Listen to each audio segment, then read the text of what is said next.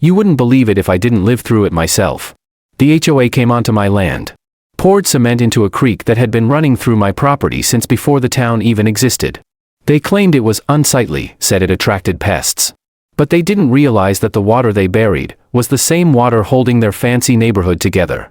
And when it came back, it didn't flow under the trees. It flowed right through their streets, flooded their lawns, swallowed their driveways, cost them over $300,000 in damages. All because they thought they could control nature and me. Let me back up. My name's Clay. I own an 11-acre ranch that sits just downhill from a gated neighborhood called Willow Grove Estates. Think white fences, fake ponds, tennis courts, the kind of place where people buy homes with HOA fees higher than my monthly income. But I didn't mind them at first. We mostly kept to ourselves. My family had been living on this land since 1963. We had cattle, a few chickens, and a narrow little creek that flowed down from the north and cut across my pasture. Now, this creek wasn't wide. Maybe 4 feet across and a foot deep. But it had been here forever. It collected runoff from the hills, filtered through my land, and eventually passed under a culvert that carried it beneath the new subdivision. It didn't cause any harm. In fact, during the dry months, it kept my grass green and my livestock watered. I even built a small wooden bridge over it. Nothing fancy, just part of life on the ranch. Then came the HOA. It started with a knock on my door. Some guy with sunglasses, khakis, and a clipboard introduced himself as the neighborhood integrity officer. I tried not to laugh. He told me the homeowners behind my property had raised concerns about mosquitoes breeding in my creek. Said the waterway was a safety risk and an eyesore. I told him it was a creek, not a trash pit, and it's been there long before anyone lived behind me. I offered to let one of their inspectors come walk the property, see it for themselves. But he wasn't interested in facts. He just wanted it gone.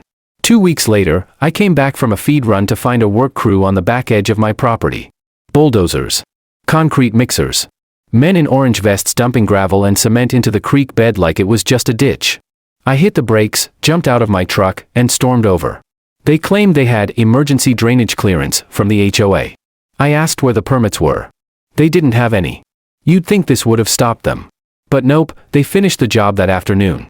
Poured nearly 100 feet of concrete, sealing the creek like a tomb. Said it would solve our pest problem. Said they were doing everyone a favor. Only, they forgot how water works. The next week, we got rain. Just a light summer storm. Normally, that creek would swell a bit, then settle down in a day. But this time? The water had nowhere to go. It backed up on my land, soaked my field, flooded my chicken coop. I called the county. Turns out the HOA had no clearance, no permits, no right to touch my property. The county engineer came out, looked at the mess, and just shook his head. This was a natural drainage system, he told me. They've blocked it at the worst possible point. I filed a report. Hired a lawyer. Sent the HOA a cease and desist. But it was too late. The damage was done. And nature? She was just getting started.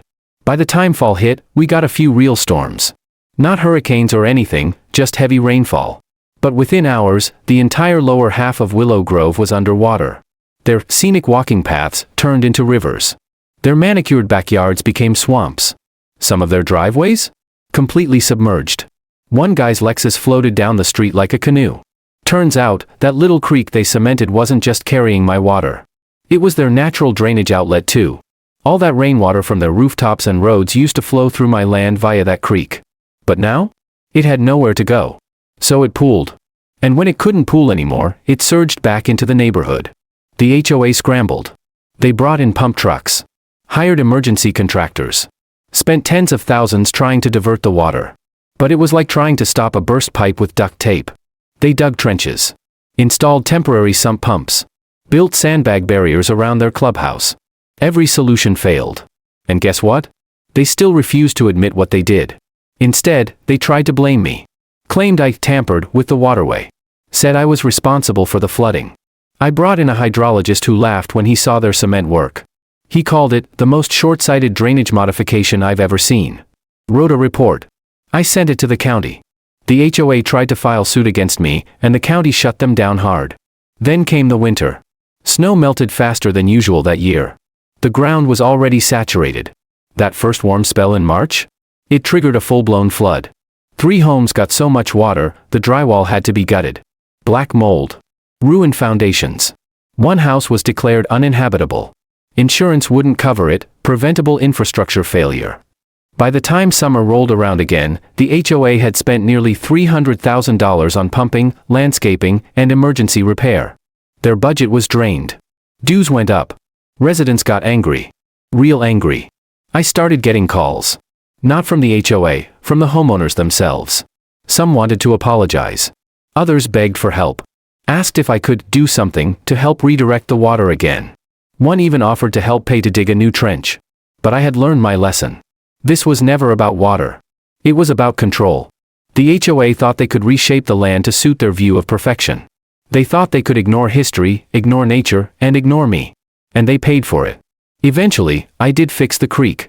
I got a county permit, hired a crew, and broke up the concrete. Restored the flow.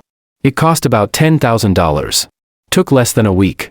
As soon as the water started flowing again, the flooding stopped. Just like that. You'd think the HOA would thank me. Send a card. Maybe shake my hand. Nope. They sent a final letter. Claimed I had modified a shared drainage asset without community consent. I framed it and hung it in my barn, right next to a photo of the flood that took out their front sign. So here's the lesson: nature doesn't care about your bylaws. Water doesn't care about your landscaping budget. And you don't mess with what you don't understand. The creek was never the problem. It was the solution. And if they had just left it alone, if they had just come and talked to me like neighbors, none of this would have happened. But they buried the water. Buried the truth. And when it came back, it buried them.